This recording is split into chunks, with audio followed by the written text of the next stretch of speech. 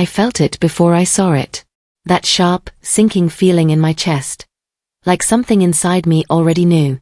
I walked into the restaurant, smiling, thinking he had planned something special. 40 years of marriage. 40 years of my life. Then I saw him. Ethan was sitting at a small table in the corner. Across from him was a young woman. She was laughing. His hand was covering hers. I stopped breathing. For a second, I thought maybe I was wrong. Maybe this was some mistake. But then he looked at me. No shock. No panic. Just calm. Sophia, he said, like I had interrupted him. Come sit down. My legs felt weak, but I walked over anyway. This is Vanessa, he said. I didn't want you to find out like this, but I'm leaving. Leaving. Just like that. 40 years, I whispered. Did any of it matter? He didn't even hesitate. Not anymore. Something inside me broke. Clean. Silent. Then he added, like it meant nothing, I've already handled everything. You'll be fine. Handled everything? That's when the pain changed. Because in that moment, I realized something far worse than betrayal. This wasn't sudden. This was planned. And the most terrifying part? I had seen pieces of it before. I didn't cry that night. Not in front of him. Not in front of her. I sat there while he talked, like we were discussing a business deal instead of destroying a life. Vanessa barely looked at me. I could tell she was uncomfortable. But not enough to leave. How long? I asked. Ethan sighed, like I was asking something annoying. A few years. A few years. So all those late nights, all those times he said he was tired, all those trips, they weren't new. They were routine. I moved money already, he said. It makes things simpler. Simpler. I nodded slowly, but inside, my thoughts were racing. That explained the strange bank statements. The missing numbers. The things that never quite added up. You'll have enough, he added. You don't need to worry. I almost laughed. 40 years of my life, and now I was something to be taken care of. I looked at him carefully. He thought I was weak. He thought I would break. He thought he had already won. I gave a small smile. Okay, I said softly. But inside, something had already changed. Because the truth was, the first time I noticed something wrong wasn't tonight. It was years ago. And I never forgot. The first time I knew something was wrong, I told myself I was imagining it. It was 3 years ago. A bank statement came in the mail. It wasn't one I recognized. Different account. Different balance. Large transfers. When I asked Ethan about it, he didn't even look at me. Business, he said quickly. That was it. No explanation. No details. Just one word. Business. I remember standing there, holding that paper, feeling small. Like I didn't have the right to ask. So I nodded. I let it go. At least, that's what he thought. But something inside me didn't feel right. So I started paying attention. Quietly. I kept copies. I wrote down numbers. Dates. At first, I told myself I was just being careful. But deep down I knew. It wasn't just business. Money doesn't move like that without a reason. And now, sitting in that restaurant, hearing him say he had handled everything.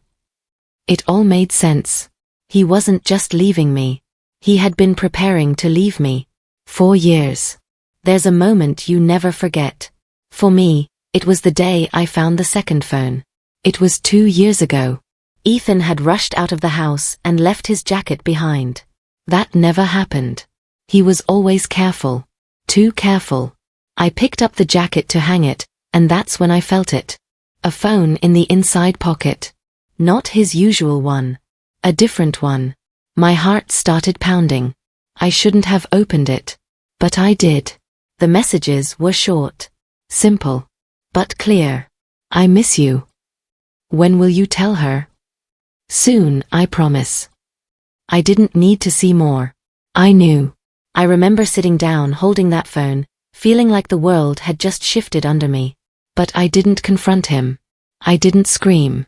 I didn't cry. I put the phone back exactly where I found it. That night, he came home like nothing was wrong. And I played my part. I smiled. I listened. But something inside me had changed forever. From that moment on, I stopped trusting him. And I started watching him. For a long time, I thought it was just about another woman. But I was wrong. It was about something else. Control. Ethan had always liked control. Small things at first. What we bought. Where we went. How money was spent. I didn't fight it. I trusted him. But over the years, it changed. He started seeing me as predictable, safe, someone who would never leave. And that made him careless. Then came the money. He started earning more, making bigger deals. And with that came a new idea in his mind. He didn't want to share anymore. Not the money. Not the decisions. Not his life. Vanessa wasn't the reason. She was the result. He wanted freedom. He wanted a fresh start. And most of all, he wanted to take everything with him. That's why he planned it. That's why he moved money. That's why he lied for years. Because in his mind, I was just part of his past. Something he could walk away from. But he forgot one thing. I was paying attention. The next morning, I made one call. Not to a friend. Not to family. To a lawyer. Her name was Julia Bennett. Her voice was calm, steady. It made me feel like I wasn't crazy. I told her everything. The account. The phone. The dinner. There was a long silence. Then she said, "You did something very important." I frowned. "What?" "You didn't react," she said. "You observed." I didn't feel strong. I felt broken. But she continued. "That gives us power." Power. I hadn't felt that in a long time. She explained things clearly. The money he moved. The accounts. The rights I still had. Everything he tried to hide, she said, can come back to you. I sat there stunned. Really? I whispered. Yes. But we have to be careful. Careful. I could do that. Let him think you don't know, she added. I almost smiled. He already thought that. He thought I was still the same woman. The one who trusted him. The one who wouldn't fight back. And that was exactly why. He was about to lose everything. When Ethan came home 2 days later, I was ready. Not for a fight. For a performance. You're still here? He asked. I smiled gently. Of course. He looked surprised. Maybe even confused. Good. I'll be moving out soon, he said. I nodded. Take your time. He watched me closely, waiting. For anger. For tears. But I gave him nothing. And that made him relax. Over the next few days, I played my role perfectly. I cooked dinner. I asked simple questions. I acted like I was trying to understand. But every night, when he slept, I worked. I copied documents. I sent emails to Julia. Every piece of information mattered. Every detail added up. Ethan thought I was holding on to him. But I wasn't. I was letting him go. Right into the trap he didn't know existed. A week later, he brought the papers. Divorce papers. He dropped them on the table like it was nothing. Sign these, he said. I picked them up slowly. I'll read them first. He sighed. It's standard. But it wasn't. The house, his. Most of the money, gone. My share, almost nothing. I looked up at him. This doesn't seem fair. He looked annoyed. Let's not make this difficult. Difficult. I almost laughed. 40 years, and now I was an inconvenience. I need time, I said calmly. He rolled his eyes but agreed. That night, I sent everything to Julia. Her reply came fast. This is worse than we thought, she said. He's trying to cut you out completely. My hands tightened. But I didn't feel weak anymore. I felt something else. Clarity. Because now, I knew exactly what he was trying to do. And more importantly, I knew how to stop him. I didn't expect to see her again. But I did. Outside a cafe. Vanessa looked surprised when I walked up to her. "I'm not here to fight," I said. She looked nervous. "I just want the truth." She hesitated, then spoke. "He said you didn't care anymore," she admitted. "That you lived separate lives." I felt a sharp pain. "That's not true." She looked down. "He said he deserved more. More life. More freedom." Freedom. That word again. I studied her face. She wasn't evil. She was misled. He had painted a picture. A lonely man. A cold wife. A life he needed to escape. But it was all a lie. Or at least, not the whole truth. "Does he share everything with you?" I asked. She didn't answer. That told me enough. She didn't know about the money, the accounts, the plan. She thought she was part of his future. But she was just part of his strategy. And sooner or later, she would learn that too. Julia called me the next morning. "We're ready to move forward," she said. My heart started racing. "What happens now?" "We let him continue," she explained. "We let him think everything is working." That made sense. "He's already breaking laws," she added. "We just need proof." Proof. I thought about the forged documents. The hidden accounts. "We're building a case," Julia said. "And it's strong." For the first time, I felt something close to hope. "But you have to stay calm," she warned. "I can do that." Because I had been calm for years. This was nothing new. Ethan thought he was setting a trap for me. But the truth was, he was building one for himself. And the deeper he went, the harder it would be to escape. Everything started moving faster. Too fast. Ethan packed his things quickly. Drawers empty. Closets cleared. 40 years. Reduced to boxes. Less complicated, he said. But I knew better. He was rushing. That meant pressure. That meant mistakes. Julia confirmed it. "He's trying to move assets quickly," she said. "Can he do that?" "Not legally." "Of course not. But that never stopped him before." "He's getting desperate," she added. Desperate. That word stayed with me. Because desperation makes people careless. And careless people make big mistakes. I watched him as he moved around the house. Confident. Relaxed. Like he had already won. But I could see it now. The cracks. Small but growing. And soon, they would break everything. The documents came in the mail. I knew something was wrong the moment I saw them. My name was on one of the pages. Signed. But not by me. I stared at it, my hands shaking. He had forged my signature. For a moment, I couldn't breathe. This wasn't just betrayal anymore. This was something deeper. Darker. I called Julia immediately. "This is serious," she said. "Very serious." "What does it mean?" "It means he's crossed a line," she replied. "And now he can't go back." I looked at the paper again. 40 years of marriage. And he was willing to do this. To erase me completely. To take everything. Without even asking. That was the moment something inside me changed again. I wasn't just hurt anymore. I was done.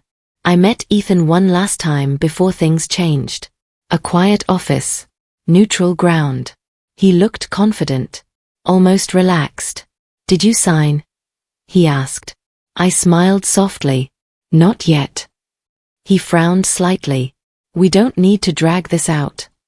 I leaned forward. "I agree." There was a pause.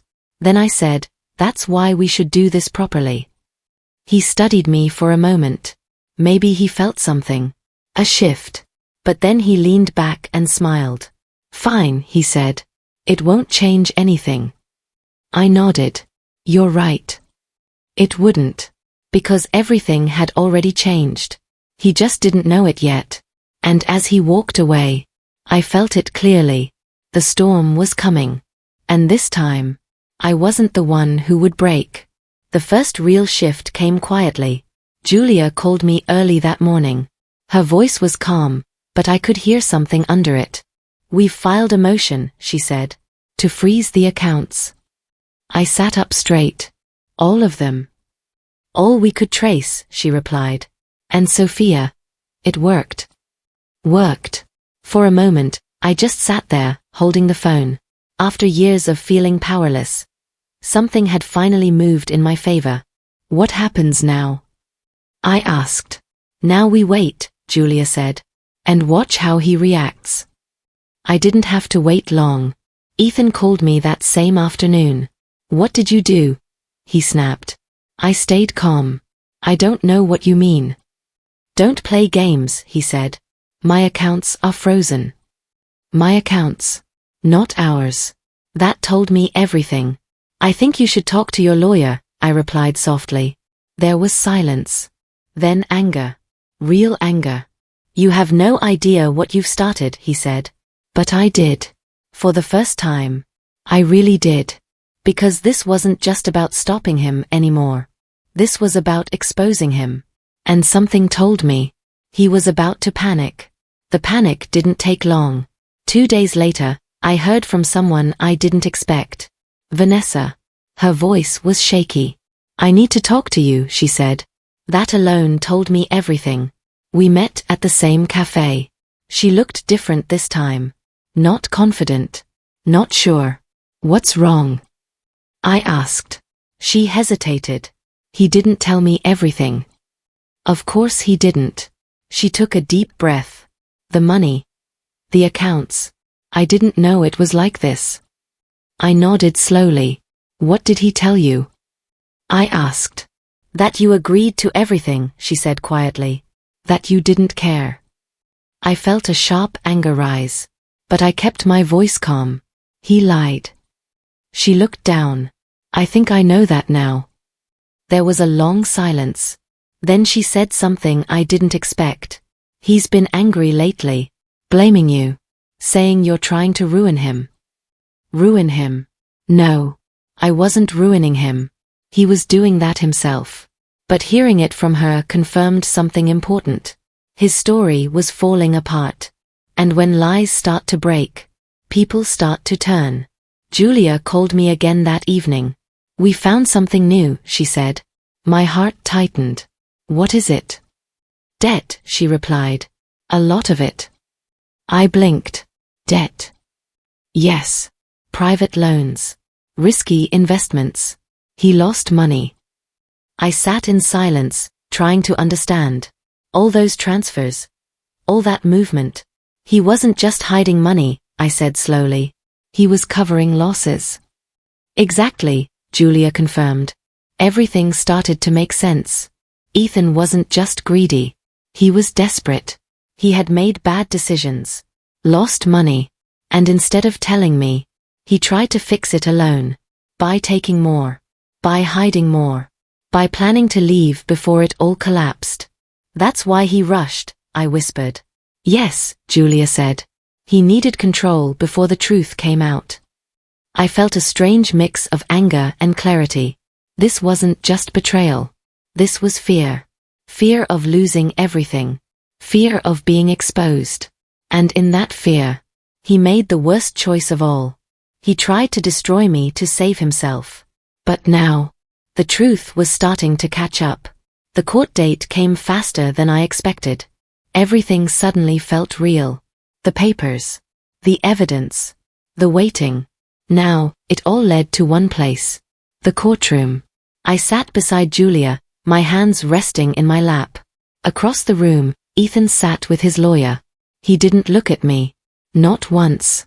That hurt more than I expected. 40 years. And now I was nothing. But then the hearing began. Julia spoke clearly. Calmly.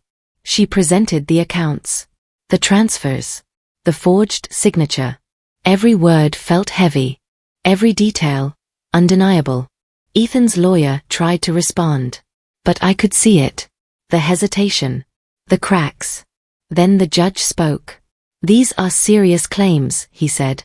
"We will proceed carefully." Carefully. That meant time. More waiting. More tension. But also, more chances for the truth to come out. As we left the courtroom, Ethan finally looked at me. His eyes weren't calm anymore. They were sharp, angry, afraid. And for the first time, I knew he understood. This wasn't going to end the way he planned. That night, Ethan called me again. But his tone was different. Controlled. "I think we should settle," he said. "Settle?" I almost smiled. "What kind of settlement?" I asked. "I'll give you more," he said quickly. "More than before." More than before. Not equal. Not fair. Just more. Like I should be grateful. "I'll think about it," I replied. But I already knew my answer.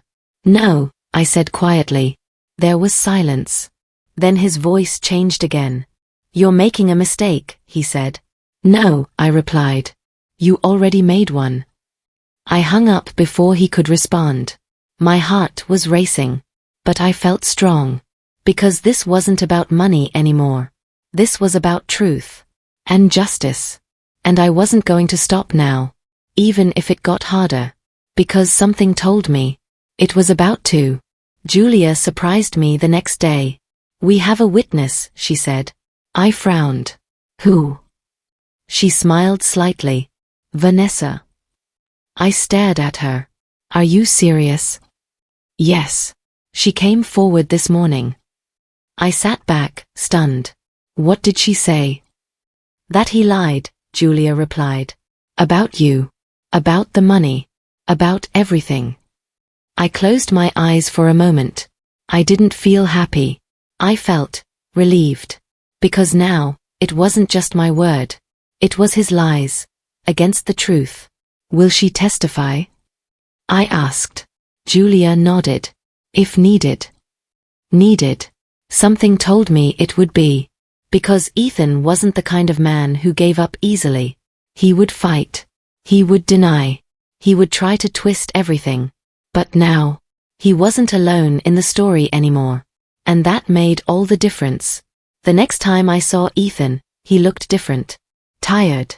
Worn down. The confidence was gone. "What do you want?" he asked me quietly. The question surprised me. "I want the truth," I said. He laughed bitterly. "You already have it." "No," I replied. "I have pieces of it." He looked away. For a moment, I saw something real. Regret. "I didn't plan it like this," he said. I stayed silent. "I lost money," he admitted. "Bad deals. I thought I could fix it." "Fix it? So you decided to take everything and leave?" I asked. "I needed control," he snapped. "I couldn't let everything fall apart." Everything. Not us. Not our life. Just everything. That was the difference. "You were never part of the solution," he added quietly. That hurt. But it also gave me something else. Clarity. Because now I understood fully. This wasn't about love.